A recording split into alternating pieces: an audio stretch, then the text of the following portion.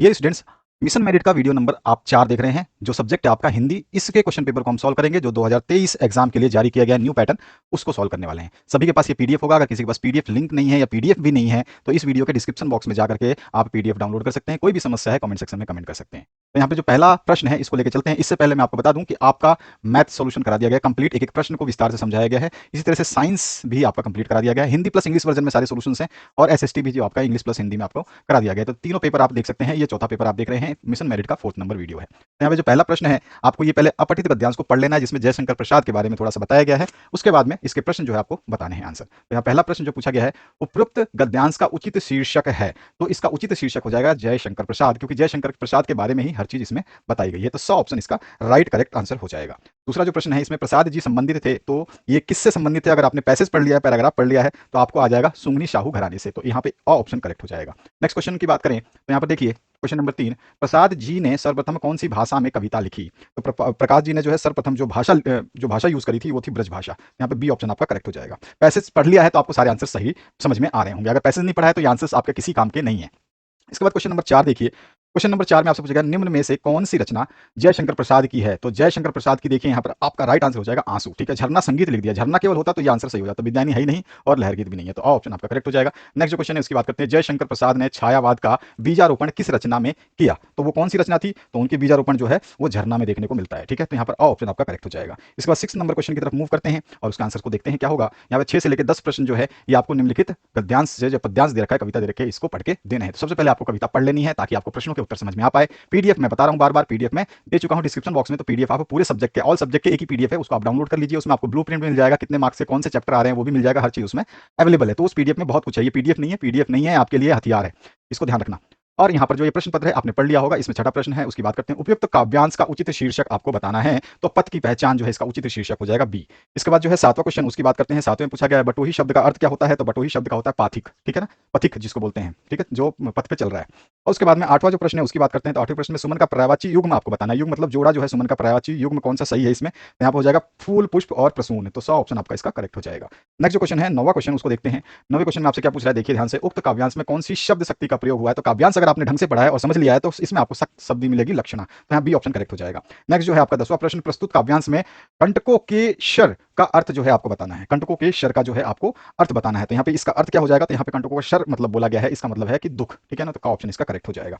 इसके बाद आते हैं 11वें प्रश्न पे और इसको समझते हैं। 11वां जो प्रश्न है आपका, इनमें पूछा गया उन्मेष शब्द का अर्थ आपको बताना है। तो यहाँ पे उन्मेष शब्द का जो अर्थ है वो होता है आपका प्रकाश। ठीक है, उजाला और दीप्ति, तीनों एक ही रूप हैं, यानी कि उपरोक्त सभी जो है इसका राइट आंसर हो जाएगा डी ऑप्शन करेक्ट। इसके बाद जो नेक्स्ट क्वेश्चन है आपका 12, इसमें पूछा गया आपसे जार्ज पंचम की नाक कहानी है, तो कहानी कैसी है? ये तो व्यंग किया गया इसमें, तो व्यंग्यात्मक है, ये आपका ऑप्शन करेक्ट हो जाएगा। नेक्स्ट क्वेश्चन की बात करते हैं, क्वेश्चन नंबर 2 फिलिप्स की। तो यहाँ पे गाय, आदमी, पुस्तक आदि जो है ये कौन सी संज्ञा का बोध कराते हैं? तो हमारा आंसर होगा जातिवाचक संज्ञा का बोध कराते हैं। जिस सर्वनाम का प्रयोग खाली स्थान के लिए किया जाता है उसे प्रश्नवाचक सर्वनाम कहते हैं। यहाँ पे हमको प्रश्नवाचक सर्वनाम पूछ रहा है, तो जिसमें प्रश्न पूछेंगे वही प्रश्नवाचक सर्वनाम हो जाएगा। ऐसे शब्द जो संज्ञा या सर्वनाम की विशेषता बतलाते हैं, सभी को पता है, बचपन से पढ़ना है, विशेषण कहलाते हैं। अविकारी शब्द ही अव्यव शब्द भी कहलाते हैं। अव्यव शब्द या फिर अविकारी शब्द एक ही चीज होती है। उसके बाद में अनुज शब्द में उपसर्ग जो है वो अनु हो जाएगा और मानवता शब्द का जो मूल है, जो शब्द है वो है मानव। तो यहाँ पे आपका आंसर आ जाएगा मानव। ठीक है, तो इस तरह से फिलअप्स कर देंगे। आते हैं बड़े प्रश्नों की तरफ जिनको हमें सॉल्व करना है और समझना है। तो देखिए पहला जो आपका बड़ा प्रश्न है इसको ध्यान से देख लें और समझ लें,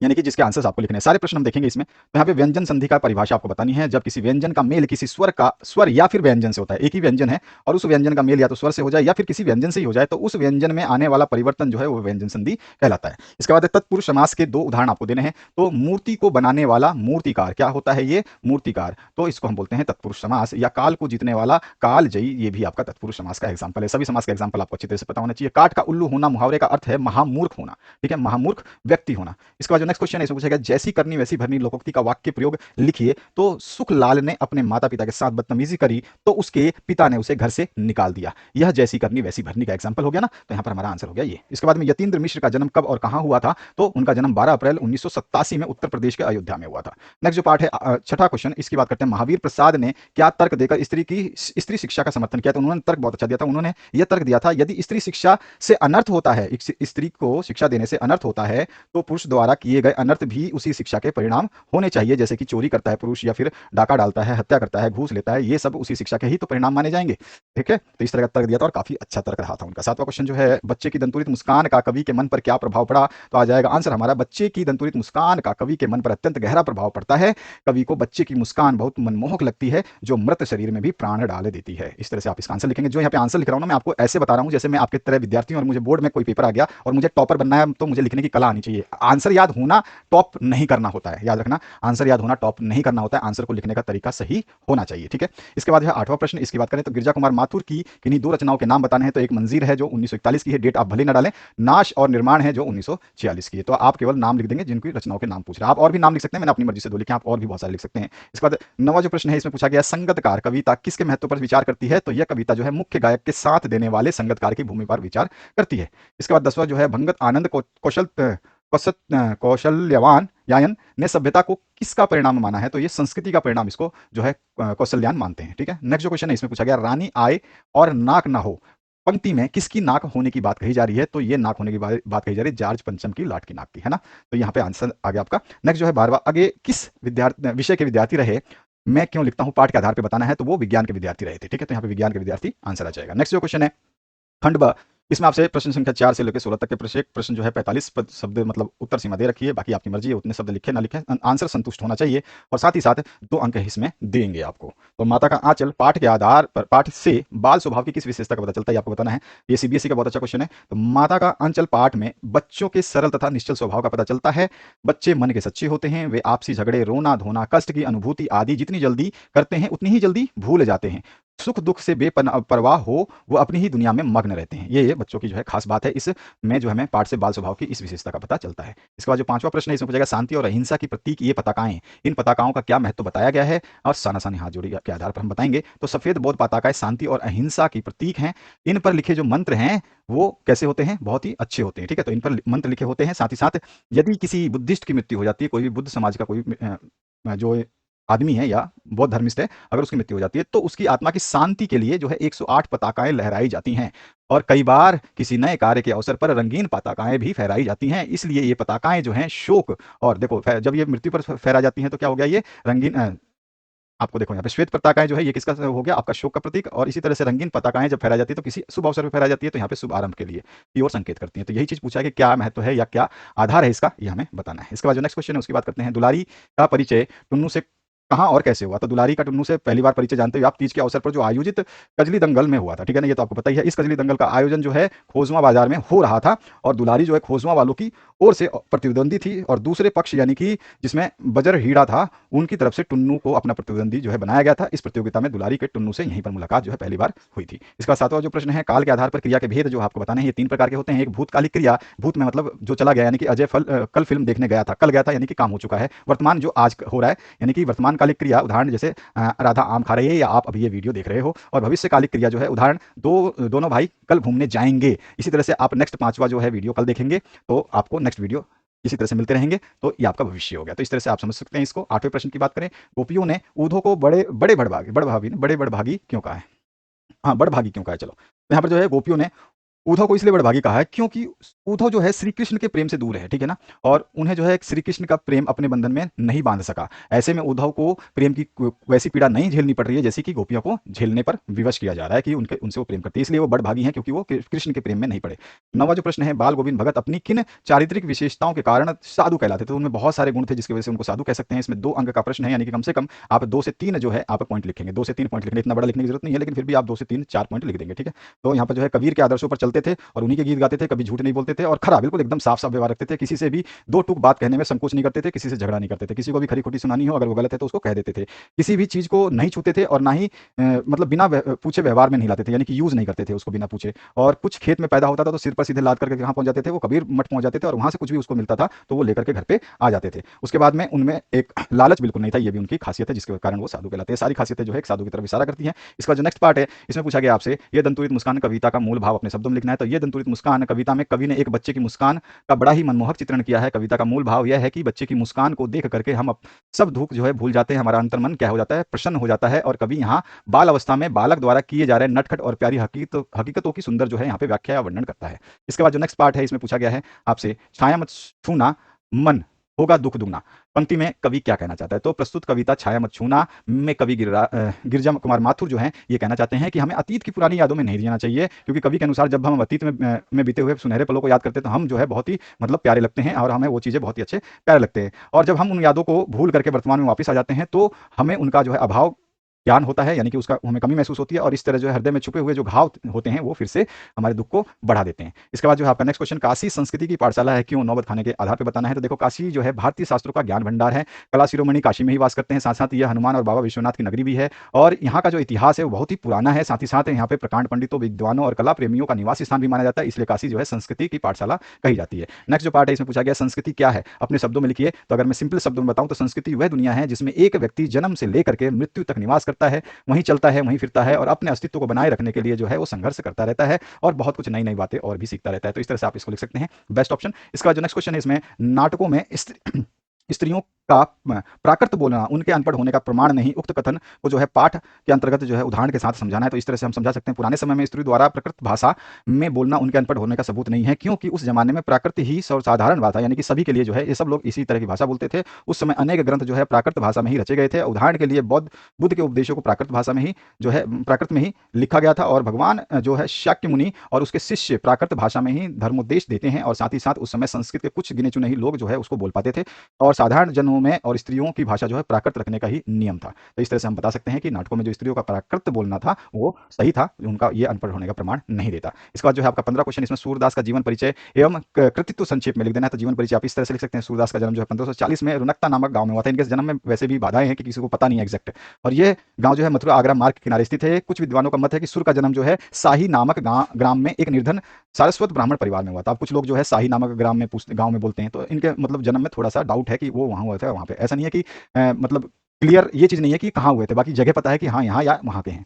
इसके बाद में जो है आप सीधा-सीधा कह सकते हैं हाँ, ग्राम के एक निर्धन सारस्वत ब्राह्मण परिवार में हुआ था। वे बहुत विद्वान थे, वे बहुत विद्वान थे। उनकी लोग आज भी जो है चर्चा करते हैं और इनके पिता जो है रामदास एक गायक थे और सूरदास जन्मांध होने के विषय में मतभेद है, यानी कि सूरदास जन्म से अंधे थे या बाद में अंधे हुए, इस बात पे भी मतभेद है। और प्रारंभ में सूरदास जो है आगरा के समीप गाँव घाट पर रहते थे, वहीं उनकी भेंट जो है उनके गुरु श्री वल्लभाचार्य से हुई थी और उनके शिष्य बन गए थे और वल्लभाचार्य के कहने पर ही, उनके दीक्षित करने पर ही कृष्ण लीला के पद जो है गाने का उन्होंने आदेश दिया था और सूरदास की मृत्यु जो है गोवर्धन के निकट परसोली ग्राम में 1620 में मानी जाती है। इसके इनके कृतित्व की बात करें तो यहाँ पे माना जाता है कि सूरदास जी ने हिंदी काव्य में लगभग 1.25 लाख पदों की रचना की है। यहाँ पे कृतित्व का मतलब है कि उनके लिखे गए जो भी ग्रंथ हैं या नाम उनके नाम है उनको बताने, जैसे कि सुर सागर है आपका, सुर सारावली है, उसके साहित्य लहरी है और नल दमयंती है, सूर पच्चीसी, गोवर्धन लीला, नाग लीला और आपका पद संग्रह और ब्याहलो। इस तरह से आपके इनमें से कोई भी 2-3 लिख देने हैं आपको, ठीक है। इसी तरह से आपका जो नेक्स्ट पार्ट है राम वृक्ष बेनपुरी की बात करें तो इसमें भी उनका परिचय दे देना है। जैसे कि मैं बता सकता हूँ आपको, यहाँ पे देख रहे हो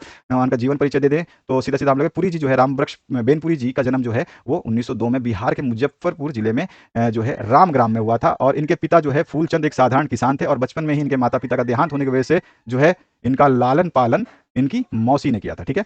और मैट्रिक परीक्षा उत्तीर्ण होने से पहले ही 1920 में इन्होंने जो है अध्ययन छोड़ दिया, क्योंकि गांधी जी के असहयोग आंदोलन से प्रभावित होकर के उसके स्वतंत्रता संग्राम में जो है कूद पड़े थे। इनको कई बार देश सेवा के लिए जो है जेल भी जाना पड़ा था और 1968 में इनका देहांत माना जाता है। उनकी जो कृतियां हैं, कृतित्व जिसको बोलते हैं, तो आप बता सकते हैं रेखा चित्र में उनके नाम आप बताना चाहें तो, या स्मरण में, कहानी में, उपन्यास में, यात्रा वृत्तांत लिखना चाहें, नाटक, निबंध, जीवनी, आलोचना और संपादन, इतने सारी चीजें उन्होंने लिखे हैं और ये सभी उनके नाम है। आप इनमें से कोई भी 2-3 नाम, आपको ये नहीं देना कि उपन्यास है रेखा चित्र, आपसे ये नहीं पूछा जाएगा कभी भी कि उपन्यास के नाम लिखिए, बस उनके जो है कृतियों के नाम लिखिए, उनके जो भी कृतियां हैं उनके नाम लिखने हैं। तो आपको 2-4 नाम याद हैं यहाँ से याद होने चाहिए। तो हर आपको लेखक के नाम, उनके कृतियां जो है अच्छी तरह से याद होनी चाहिए।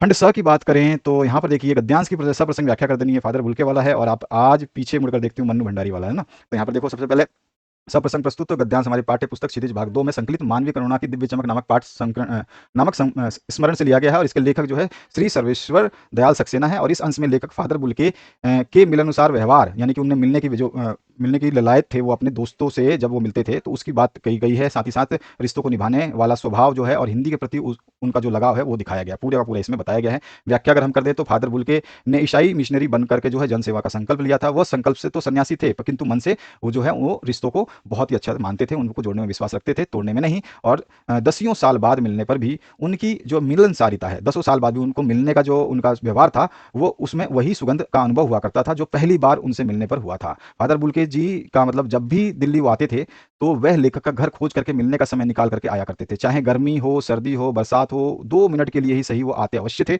ऐसा व्यवहार कोई सन्यासी तो नहीं कर सकता ना। और इसी तरह से फादर विल्क को एक चिंता ये सताई रहती थी कि हिंदी जो है भारत की राष्ट्रभाषा कब बनेगी, और जब उन्हें किसी भी मंच पर प्रवचन देने का अवसर मिलता तो वो सीधे सीधे जो है अपनी पीड़ा बताते थे कि हिंदी भाषा जो है राष्ट्र की भाषा जो है बन जाए। उसके लिए बहुत सारे वो तर्क देते थे। इस तरह से हम इसके आंसर को लिख देंगे। अथवा में जो पार्ट है उसकी बात करें तो अथवा में आपसे पूछा गया है मन्नू भंडारी का जो ये पैराग्राफ है, इसका भी आपको सप्रसंग व्याख्या करनी है। या अथवा में ये करना था ऊपर वाला या नीचे वाला।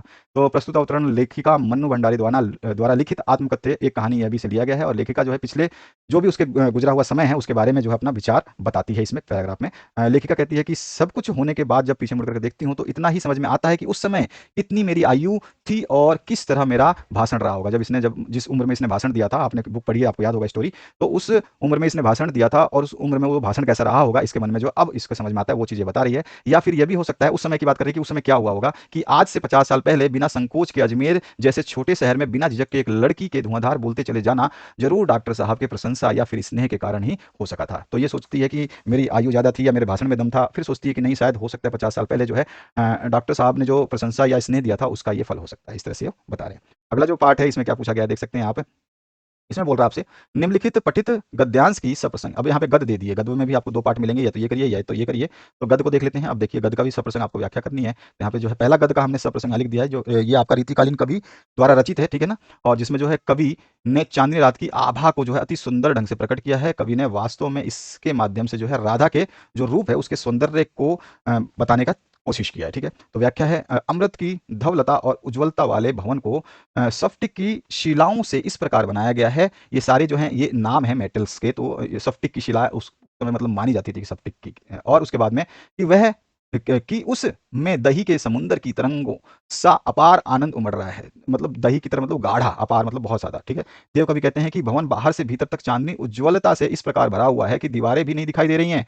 तो मतलब ये इनके रूप को इतना सुंदर बता रहे हैं कि वो कहते हैं कि भवन के बाहर से भीतर तक केवल चांदनी चांदनी, यानी कि केवल रोशनी है, रोशनी में सब कुछ गायब हो गया, इतनी ज्यादा रोशनी है, ठीक है, कि दीवारें भी नहीं दिखाई दे रही है। और दूध के झाग जैसी उज्ज्वलता सारे गन और फर्श के रूप में बने ऊंचे स्थान पर फैली हुई है, ठीक है। तो इस तरह से व्याख्यान करते हैं उनके सौंदर्य की। अथवा में जो है आपका दूसरा वाला उसकी बात करते तो यहाँ पर प्रस्तुत कविता जो है आपके उत्साह हमारी पाठ्य पुस्तक क्षितिज भाग 2 से ली गई है। और इस जिसका रचयिता जो है आपके छायावादी कवि जो है सूर्यकांत त्रिपाठी निराला है। और इसमें जो है इन्होंने बादलों का आह्वान किया है पीड़ित प्यासे लोगों की आकांक्षाओं को पूरा करने के लिए। बादलों को जो है उनको विध्वंस, क्रांति और चेतना का जो है चेतना वाला भी माना है। तो इस तरह से तो आप इसको समझाओगे, साथ ही साथ व्याख्या कर दोगे। कवि बादलों से गरज गरज कर सारे संसार को नया जीवन देने की प्रेरणा देते हुए कहता है कि आओ बादल तुम गरजो, तुम सारे आकाश को घेर करके मूसलाधार वर्षा करो, घनघोर बरसो, हे बादलो तुम अत्यंत सुंदर हो, तुम्हारा स्वरूप जो है सुंदर काले घुंघराले बालों के समान है।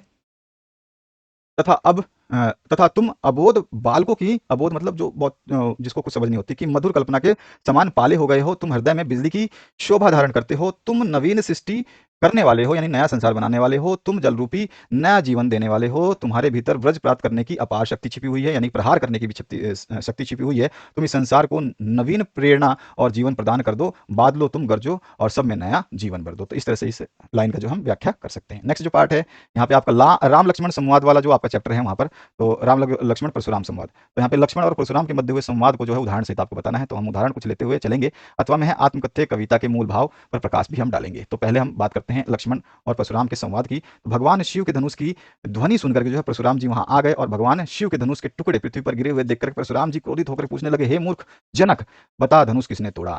तो परशुराम जी की यह बात सुनकर के लक्ष्मण जी कहने लगे, हमने बचपन में बहुत सारी धनुइयां तोड़ी हैं, लेकिन आप जैसा क्रोध किसी ने नहीं किया। इस धनुष पर आपको इतना ममता क्यों है, यानी इससे इतना लगाव या प्यार मोहब्बत क्यों है। परशुराम जी क्रोधित होकर कहने लगे, क्या शिव जी का धनुष तुमको मात्र धनुष ही लगता है, मतलब शिव जी का धनुष है तो क्या तुम्हें एक साधारण धनुष लगता है।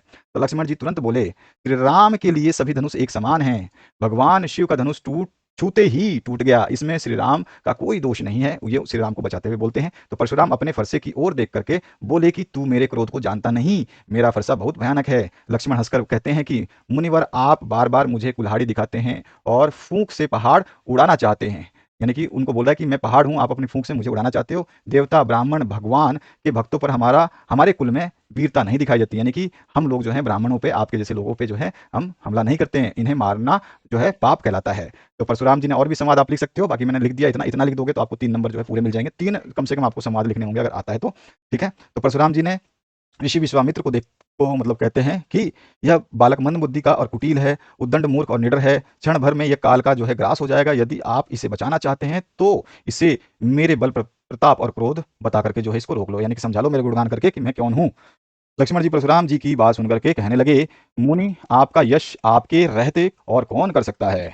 आपने स्वयं ही अनेकों बार अपनी करनी का वर्णन किया है, यानी कि ये उसको बता रहे हैं, उसको सुना रहे हैं कि मेरा बल प्रताप और क्रोध जो है तुम्हारे को भस्म कर देगा। तो यही बोल रहा है कि मुनि आपका यश आपके रहते कौन कर सकता है। तो इन्होंने खुद ही कर दिया है और आपने स्वयं ही अनेकों बार अपनी करनी का वर्णन किया है। शत्रु को युद्ध में देखकर कायर भी अपने प्रताप की डींग हाँकते हैं। तो ये बोल रहा है कि आप जो है परशुराम जी आप जो है शत्रु को मतलब मेरे सामने जो है आप अपनी डींग हाँक रहे हो।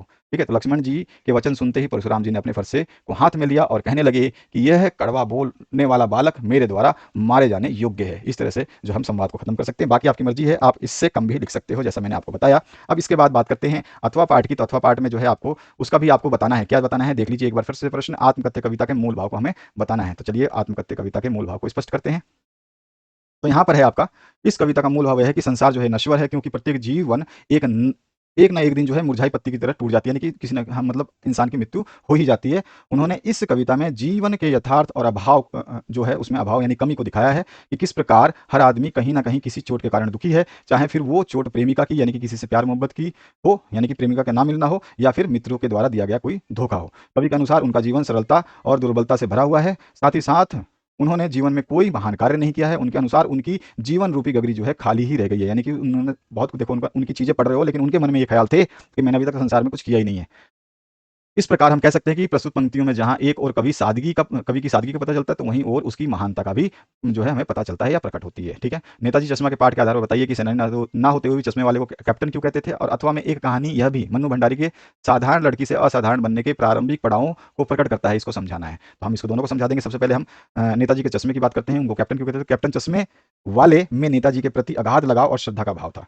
ठीक है, और उसके बाद कैप्टन में, ठीक है ना, कैप्टन चश्मे वाले में जो है नेताजी के प्रति अगाध श्रद्धा और लगाव का भाव था। और साथ ही साथ वे शहीदों और देशभक्तों के अलावा अपने देश से उसी तरह जो है प्यार करते हैं जैसे कोई एक फौजी व्यक्ति करता है। उसमें देश प्रेम और देशभक्ति जो है कूट कूट करके भरा हुआ था। वह नेताजी की मूर्ति को बिना चश्मे के देख करके भी दुखी भी होता था। तो ये सारी खासियत थी जिसकी वजह से उसको कैप्टन कहते थे। अथवा में पाठ करें हम बात, तो मन्नू भंडारी जो है उसका असाधारण लेखिका बन जाना वो कैसे हुआ। तो मन्नू भंडारी की एक कहानी यह भी उनके जीवन की प्रारंभिक घटनाओं की कथा है। इसके मूल भाव की हम बात कर लेंगे, साथ ही साथ सब कुछ बता देंगे। मन्नू ने अपने इस आत्मकथ्य में उन घटनाओं और व्यक्तियों को उजागर किया है जो उनके जीवन से जुड़े थे। ठीक है ना, साथ ही साथ मन्नू ने अपने पिताजी, माताजी, भाई बहनों के परिचय के साथ साथ पिताजी के विचारों का संक्षिप्त जो है यहाँ पे वर्णन किया है। युवा अवस्थाओं से जुड़ी हुई घटनाओं के साथ में पिताजी के कार्य व्यवहार और लेखिका के कॉलेज की जो प्रधानाध्यापिका थी शीला अग्रवाल, उसके व्यक्तित्व को विशेष रूप से जो है प्रकट किया है, जो आगे चलकर लेखकीय व्यक्तित्व निर्माण में मन्नू का आधार बने हैं। ठीक है, उनका मतलब मन्नू को जो आप मन्नू की चीजें पढ़ रहे हैं उसमें इनके पिता का, माता पिता का और इन सभी का हाथ जो है यहाँ पे देखने को मिलता है। और लेखिका ने प्रमुख घटनाओं के वर्णन से साधारण लड़की के असाधारण लेखिका बनने की कहानी को खूबसूरती से उभारा कि लेखिका कैसे बनी, जिसमें स्वतंत्रता आंदोलन के चरम आजादी की आंधी ने मन्नू भंडारी को इस आंदोलन में शामिल कर लिया था। मतलब जो ये खूबसूरत सी जो लेखिका बनी उसकी कहानी की, तो उस कहानी को जब लिखा है उसने, तो उस कहानी में बताया कि मेरे साथ ये हुआ था कि आंदोलन में भी शामिल कर लिया था मुझे, और आज़ादी की लड़ाई में पारिवारिक विरोध और सामाजिक तिरस्कार के बीच मन्नू भंडारी की क्षमता इसमें देखने को ही बनती है। तो इस तरह से हम इसका आंसर लिख देंगे। नेक्स्ट पार्ट जो है 21 नंबर खंड द, इसमें आपको निम्न विषयों में से किसी एक विषय पर जो है निबंध लिखना है, जिसमें आपको मातृभाषा और उसका महत्व शामिल करना है।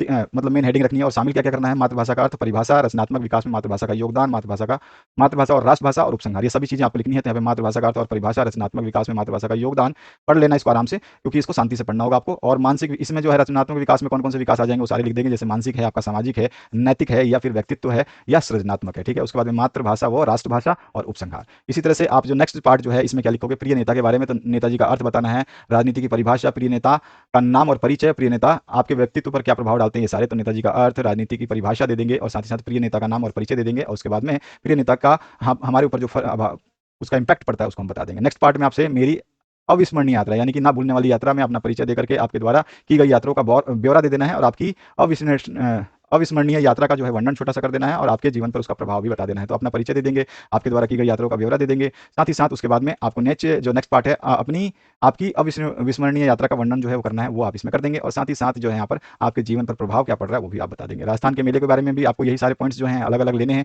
और उनको डाल करके जो इसको लिखना है। तो ध्यान रखना है, सारे मैंने लिख दिए हैं। मेले का अर्थ बताते हुए आप जो है राजस्थान के प्रमुख मेले, ठीक है, उनके नाम वगैरह लिख करके और जो है मेलों का सामाजिक और आर्थिक महत्व लगाते हुए आप मेलों की आवश्यकता और मेलों का पर्यटन पर प्रभाव जो है क्या पड़ता है, सारी चीजें इंक्लूड कर देंगे। इसके बाद में स्वयं को आदर्श नगर बीकानेर का नीरव मानते हुए अशोक नगर जयपुर निवासी अपने मित्र को बहन की शादी में बुलाने के लिए निमंत्रण पत्र लिखना है। तो वो तो आपका जो है दोस्त यार यानी कि अनऑफिशियल लेटर हो गया, तो उसमें जो है आपको एड्रेस दिया गया है अशोक नगर जयपुर से आपको लिखना है, डेट डाल देंगे जो भी आपको डालना है, फिर ये अजय जो भी आपको नाम दिया गया है उसको यूज़ करना है। और आशा करता हूँ कि तुम वहाँ ठीक से होगे और तुम्हारा स्वास्थ्य भी ठीक होगा। हम भी यहाँ ठीक है और खुशी की बात यह है कि मेरी बहन के विवाह की तैयारी चल रही है। उसका विवाह 1 दिसंबर को है और जिसकी तैयारी अभी से चल रही है। यह विवाह बहुत ही धूमधाम से होने वाला है क्योंकि विवाह में हमारे सभी मित्र संबंधी आ रहे हैं। मैं तुम्हें भी विवाह से काफ़ी दिन पहले पत्र लिख रहा हूँ, इसलिए तुम विवाह से ठीक 1 सप्ताह पहले यहाँ पे आ जाना। तुम्हें इतना पहले इसलिए बुला रहा हूँ क्योंकि हमें मिलकर के विवाह की ढेर सारी जो तैयारी करनी है। मुझे उम्मीद है कि तुम मेरे विश्वास पर खरे उतरोगे और मेरे बताए हुए समयानुसार तुम अवश्य आओगे। तो धन्यवाद करते हुए जो है आपका तुम्हारा मित्र और जो नीरव नाम था वो डाल देंगे और कहाँ से आपको बोला गया था, आदर्श नगर बीकानेर से, तो आप इस तरह से लिख देंगे। इसके बाद में जो है अथवा पार्ट,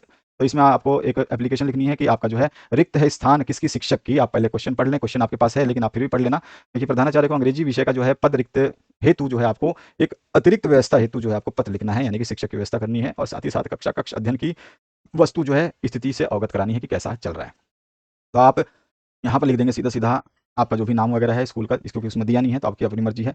विषय जरूर लिखेंगे कि अंग्रेजी की पढ़ाई ना होने के संबंध में है। महोदय, मैं आपके विद्यालय 10वीं की छात्रा हूँ और विद्यालय में अंग्रेजी के शिक्षक का पद रिक्त होने के कारण हम लोगों की अंग्रेजी की पढ़ाई नहीं हो रही है। हमारी कक्षा के सभी छात्र अंग्रेजी की पढ़ाई तो अवश्य करते हैं लेकिन उन्हें जो भी समस्याएं आती हैं उन्हें समझाने वाला हमारी कक्षा में कोई नहीं। इसलिए हम आपसे सविनय निवेदन करते हैं कि कृपया हमारी कक्षा के लिए एक अंग्रेजी अध्यापक की भर्ती कीजिए। अतः श्रीमान से सविनय अनुरोध है कि जल्द से जल्द अंग्रेजी के शिक्षक की व्यवस्था की जाए। इसके लिए हम सभी जो है कृतज्ञ रहेंगे। आपकी आज्ञाकारी छात्रा रितु कुमारी, जो भी आप अपना नाम लिखना चाहें क्योंकि एप्लीकेशन में आपको नाम नहीं दिया गया है। 21वां प्रश्न है 9 अंकुर विधवा महिला सहायता संस्था, पूरा का पूरा ध्यान रखना। 9 अंकुर विधवा महिला सहायता संस्था जयपुर द्वारा बनाई गई कारपेट की बिक्री हेतु जो है आपको विज्ञापन तैयार करना है। तो कारपेट ही कारपेट लिख करके सुंदर आकर्षक कम दाम इस तरह से लिख करके जो भी है दिनांक कब से कब आप लगाना चाहते हैं पोस्टर, क्योंकि विज्ञापन है तो कुछ ना कुछ समय सीमा होगी, लगाना चाहें तो, नहीं तो ऐसा जरूरी भी नहीं है लेकिन हाँ हम डाल दे तो अच्छा है। और फिर कारपेट का कुछ अगर आपको डायग्राम समझ में आता है तो बना देंगे। और हस्त निर्मित है, बेहतरीन डिजाइन है, सभी साइज में उपलब्ध है। स्थान जो है 9 अंकुर विधवा महिला सहायता संस्था जो कि हमें दिया गया है ये हमने यूज कर लिया। और जयपुर एड्रेस है तो जयपुर डाल देंगे। सांगानेर जो भी है आपकी मर्जी है चेंज कर सकते हैं, जयपुर और मोबाइल नंबर XXX, ठीक है। इस तरह से विज्ञापन हो जाएगा। नेक्स्ट जो है इसमें एक और विज्ञापन की बात कर रहा है। आपके विद्यालय में SUPW शिविर में निर्मित अनुपयोगी सामग्री, जिसको आपने आपका SUPW शिविर हुआ था, ठीक है, उसमें अनुपयोगी जो सामग्री है उससे जो है उपयोगी सामग्री आपने बना ली, तो उसकी बिक्री के लिए जो है आपको एक विज्ञापन तैयार करना है। तो SUPW शिविर, ठीक है, हमने लिख दिया। और यहाँ पर सोचिए मत आइए और हर प्रकार का सामान ले जाइए। और यहाँ पर सभी प्रकार के घरेलू सामान, खान पान की उचित व्यवस्था, हस्तकला, पेंटिंग, जूते चप्पल, खिलौने और मनोरंजक सामान, इस तरह से आप कुछ डिटेल्स दे देंगे। साथ ही साथ स्थान बता देंगे कन्या उच्च माध्यमिक विद्यालय, क्योंकि आपके विद्यालय में बोल रहा है यहाँ पे, आपने अपने विद्यालय में, ठीक है। और यहाँ पे कुछ डिजाइन बना देंगे जो खिलौने विलौने आपको आता है, कुछ भी फूल पत्थर वो बना देंगे। और साथ ही साथ जो है आप जो भी एड्रेस देना चाहें यहाँ पे दे सकते हैं। एड्रेस मेंशन करना पड़ेगा क्योंकि इसमें जो है आपको दिया नहीं है, तो आप अपना विद्यालय का एड्रेस जो है डाल देंगे और मोबाइल नंबर। तो इस तरह से ये आपका पेपर जो है समाप्त हुआ। आशा करता हूँ कि आपने इस वीडियो से आनंद लिया होगा। साथ ही साथ जो 4 वीडियो मैंने आपको डाल दिए हैं, मैंने बता दिया मैथ का है, आपका मैथ है, ठीक है। इसके बाद में मैंने SST डाल दिया था, आपका साइंस करवा दिया है, आपका हिंदी आप देख रहे हो। नेक्स्ट वीडियो जो है आपका इंग्लिश आ जाएगा, ठीक है। तो इस तरह से आपके सारे सब्जेक्ट करवाए जा रहे हैं। Thank you very much, have a good day. Share करना बिल्कुल ना भूलें।